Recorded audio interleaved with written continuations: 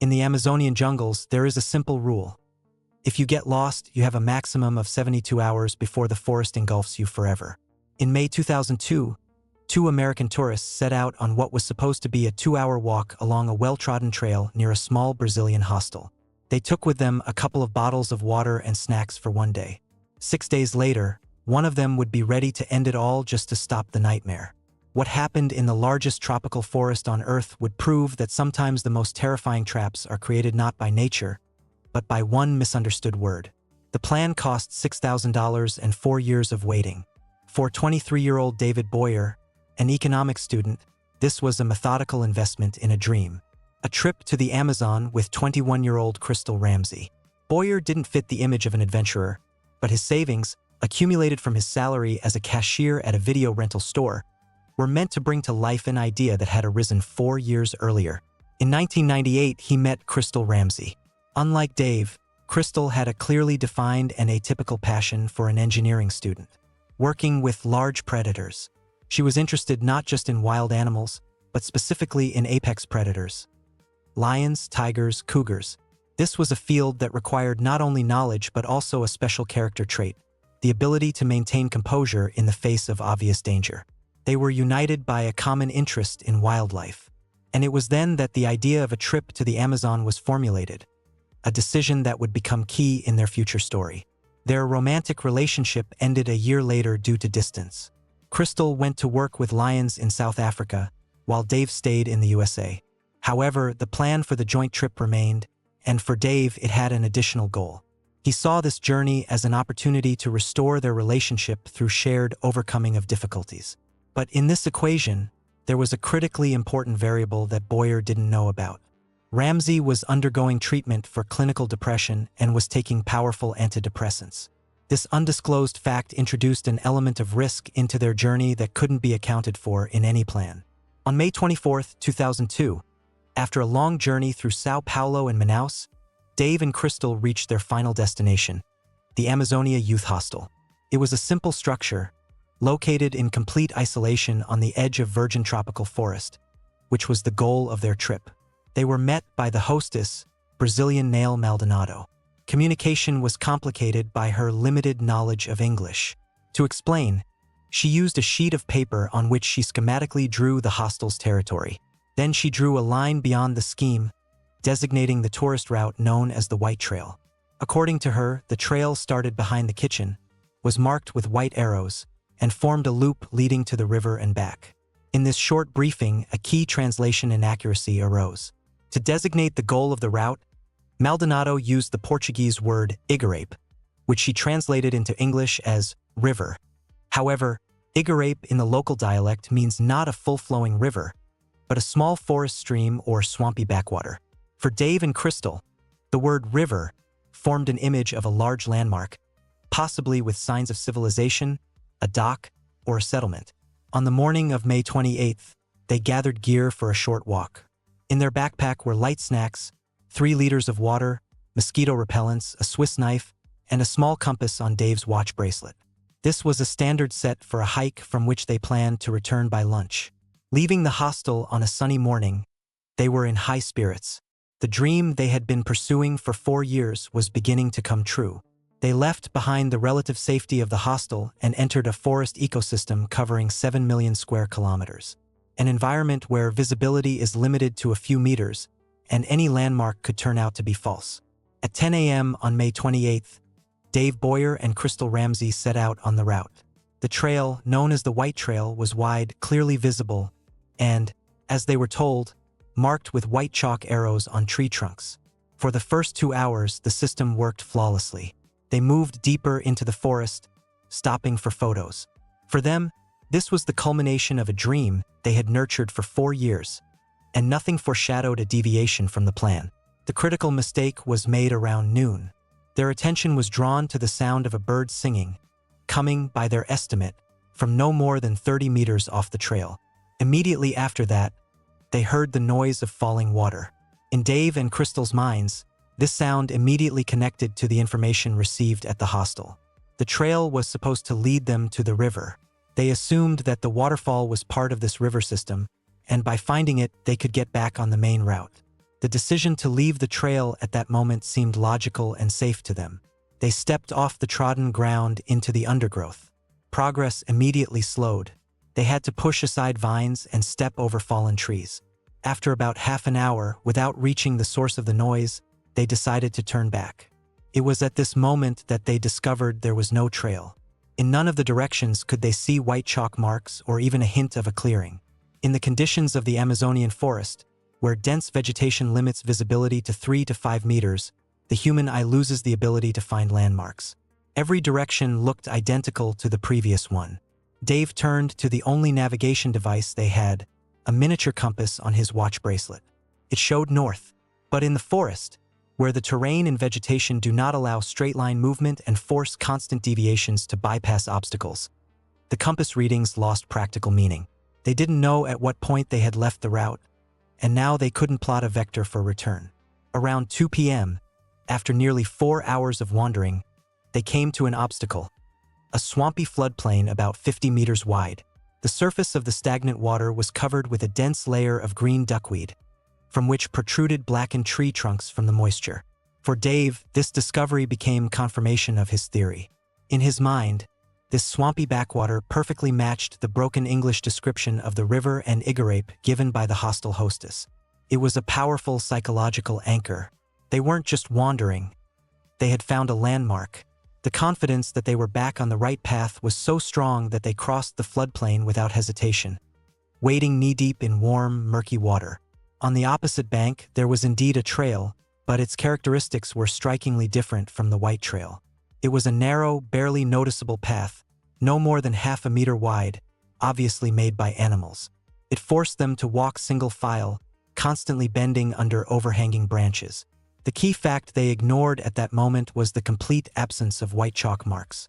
But hope proved stronger than objective data. 2 hours later, around 4 p.m., this animal trail dead-ended into an impassable barrier, the trunk of a gigantic fallen tree. Dave climbed on top to assess the situation. Beyond the obstacle, there was nothing. No continuation of the trail, no clearing, just a solid, impenetrable wall of vegetation. At this moment, subjective hope collided with objective reality. Dave descended to Crystal.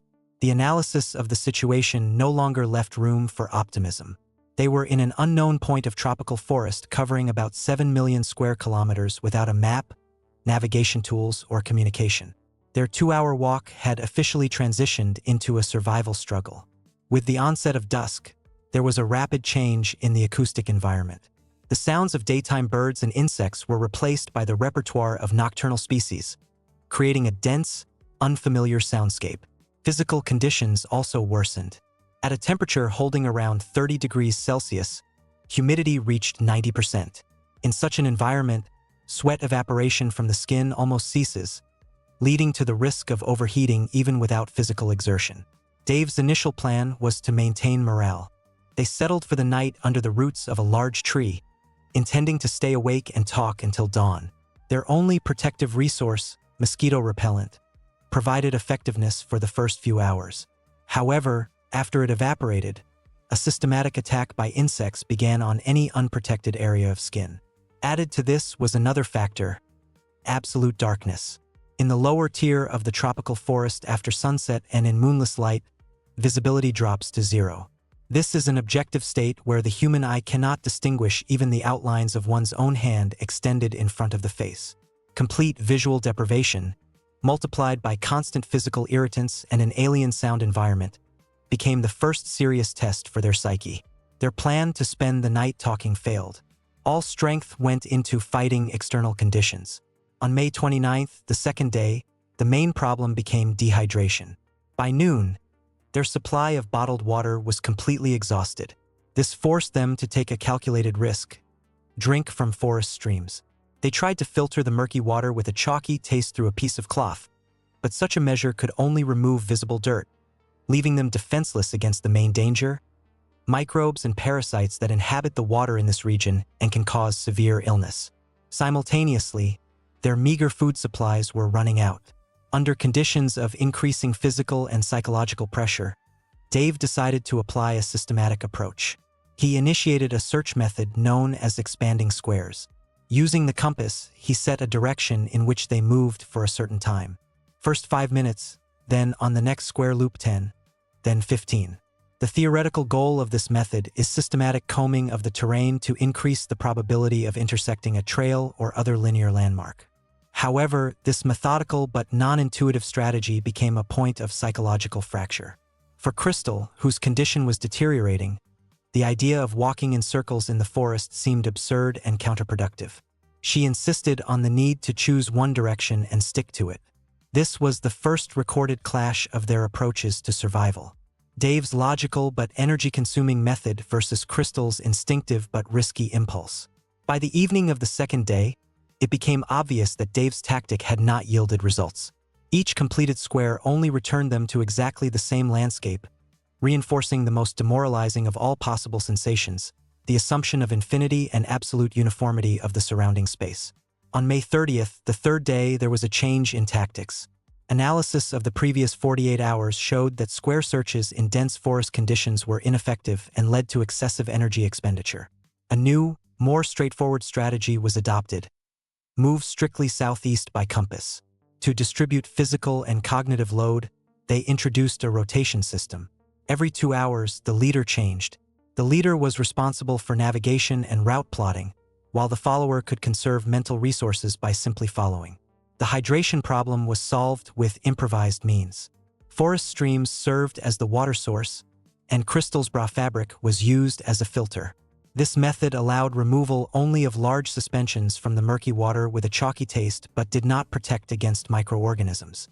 By this point, their ration had shrunk practically to zero. Food supplies were exhausted. In the evening, they attempted to create a more reliable night shelter. In the process of collecting palm branches, Crystal applied a psychological motivation method. She promised Dave 1 kiss for each branch brought, with the condition of receiving the reward after rescue. This future-oriented technique proved effective. Dave collected 47 large branches, from which they built a conical shelter. By the end of the third day, their actions had acquired a systematic character. They had a movement strategy, a water extraction method, and an equipped refuge. From an external point of view, this looked like successful adaptation to a hostile environment. During the night from May 30th to 31st, the situation sharply worsened. The temperature unexpectedly dropped, and clouds of mosquitoes made rest unbearable. Salvation came from a random thought of Dave's. He remembered how in the morning, mosquitoes didn't touch the area of skin that was smeared with dirt. This simple observation prompted them to a decision that would seem insane in ordinary life. They dug a depression in the ground about 1 meter deep and completely covered their bodies with mud from the stream. The method showed immediate effectiveness. The layer of mud created a barrier that insects could not overcome. For the first time in 72 hours, they managed to fall asleep. However, around midnight, solving one problem gave rise to another, more serious one. A tropical downpour began, with intensity constantly increasing. Their shelter, the mud pit, started functioning as a water collector. By 1 a.m., water had accumulated at the bottom of the pit. By 2 a.m., its level reached their chins, creating a direct threat of drowning. In complete darkness under pouring rain, they were forced to abandon the trap and seek shelter in open terrain. They took refuge by the trunk of a large tree, finding themselves at the mercy of the storm. Lightning flashes at intervals of a few seconds illuminated a scene of chaos. Streams of water and sounds of falling trees around. The combination of soaked clothing and low temperature provoked rapid onset of hypothermia. Uncontrollable shivering was its first symptom. The only method available to them for reducing heat loss was to press tightly against each other. In this position, they spent the rest of the night waiting for dawn. On the morning of May 31st, the physical ordeal of the previous night was replaced by a psychological one. After the experienced hypothermia and stress, sharp changes occurred in Crystal's behavior. Dave noted in her a state of complete apathy and emotional detachment. She moved mechanically without visible manifestation of will. Dave couldn't know the true reason for this change. Her condition was caused not only by trauma but also by biochemical processes. More than 3 days had passed since the last dose of antidepressant. The withdrawal syndrome, overlaying her clinical depression, provoked an acute psychological breakdown. When they prepared to continue the path, Crystal voiced an ultimatum. "I won't endure another night like that. We must get out today or I won't cope." The statement was made without emotions, which gave it the weight of an objective fact rather than a panic threat. For Dave, this became a signal that he was losing his only ally. Crystal's ultimatum added a new element to their desperate situation: a psychological countdown.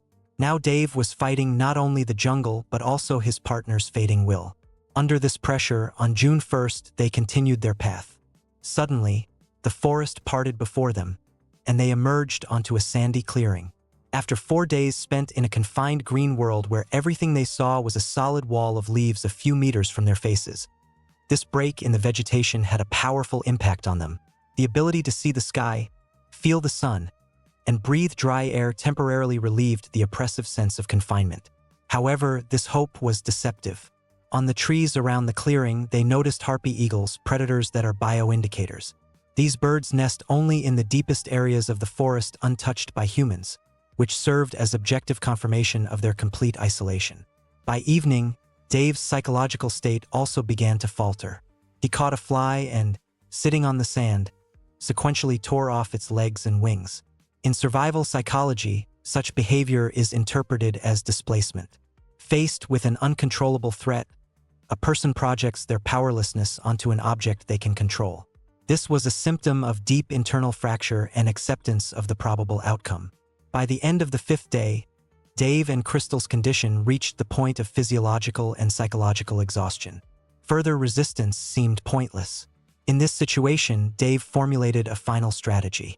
He proposed setting a deadline of 6 p.m. the next day. If by that time they didn't find a way out, they would cease the struggle for life. Crystal agreed without discussion, which testified to their shared state of hopelessness. Ahead of them was one more day to either find salvation or accept death. For the first time in a long time, Dave, a convinced atheist, found himself turning to God. This wasn't a meaningful prayer.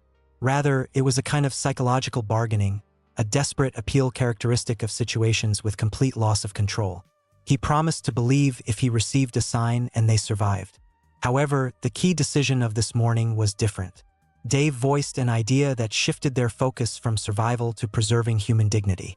He insisted that before the appointed time, they must find water and wash, cleansing themselves of dirt. In his words, they should meet the end not as hunted animals, but as people. This decision paradoxically returned purpose and meaning to their actions. Their new task became not finding an exit, but performing a final ritual of self-respect. On June 2nd, the 6th day, Dave woke up and assessed their physical condition. Exhaustion was obvious. Over the past days, Crystal had noticeably lost weight. Her legs were covered with numerous ragged wounds from thorny plants. Every movement required superhuman effort from her. Dave himself felt symptoms of extreme exhaustion. Their ration over the past days was practically absent, except for a few berries of unknown nutritional value. By calculation, over 6 days, they had received no more than 150 calories, and their bodies had entered the stage of catabolism, a process where the body begins to break down its own muscle tissues to maintain vital functions. By noon, it became clear that their calculations were correct. Crystal's ability to move had reduced to short segments of a few meters, after which rest was required. Her physical weakness was exacerbated by the consequences of withdrawal syndrome and depression. Dave came to the logical conclusion.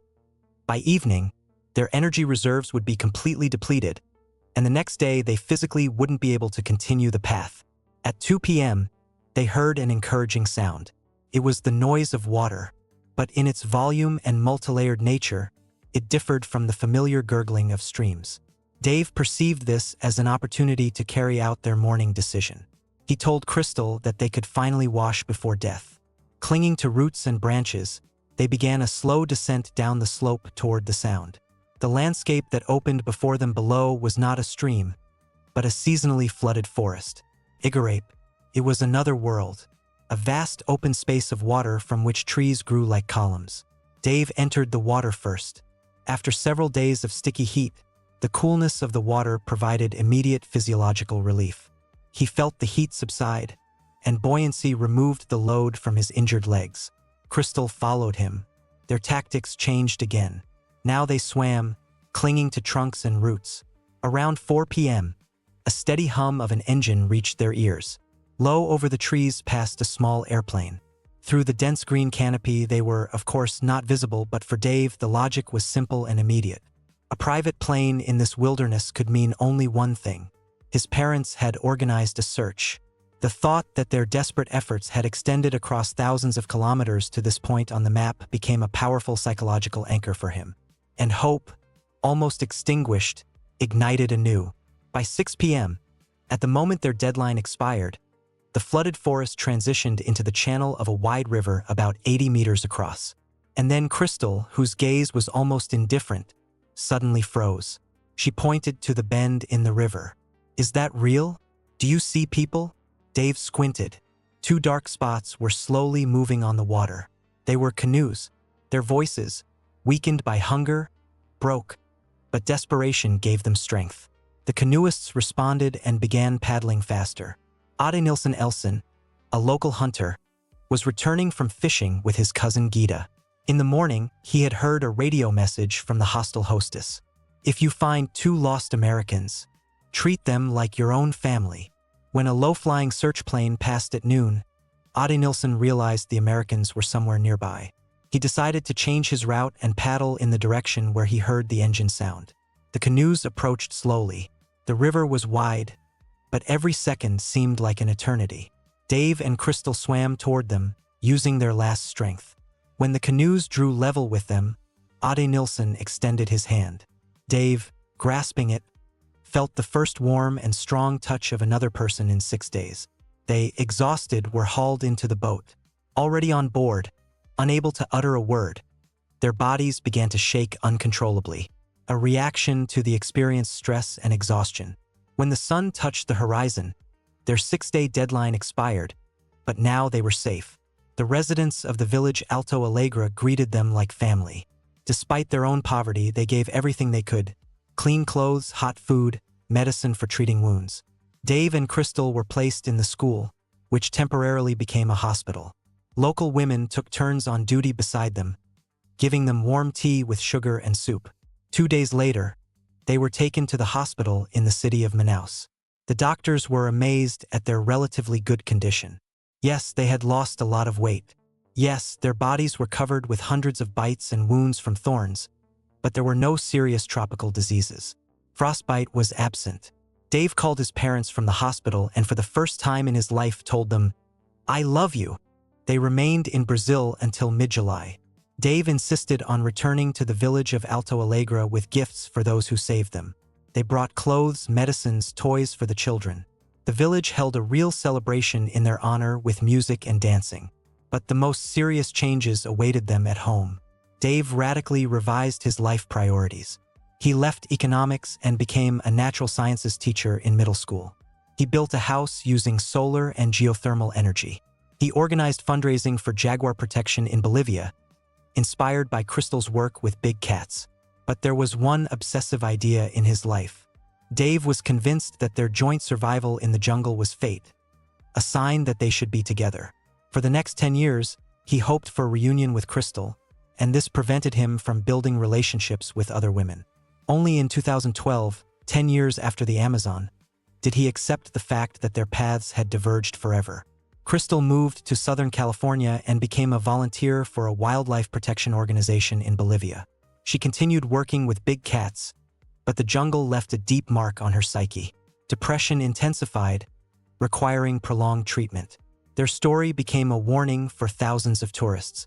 A simple misunderstanding of one word triggered a chain of events that nearly cost them their lives. In the Amazonian jungles, there are no trifles. There are only decisions, each of which could be the last. But it also became proof of what a person is capable of when life is at stake. Statistics say that the chances of surviving in the jungle without preparation after 72 hours are less than 10%.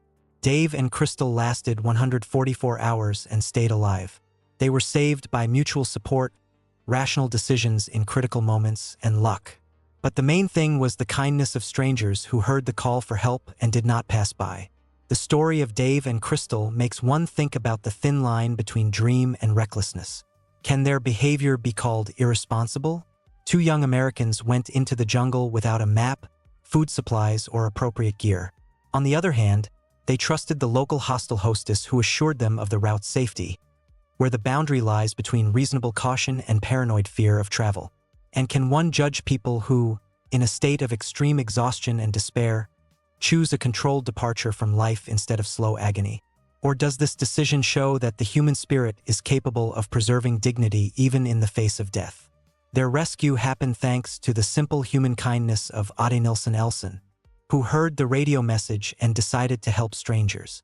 In a world where we increasingly hear about human cruelty, such examples make one believe in the best. Write in the comments what you think. Were Dave and Crystal irresponsible tourists or just victims of an accident? Is it worth risking life for the realization of a childhood dream? Thank you for watching the video to the end. Take care of yourselves and see you in the next episodes.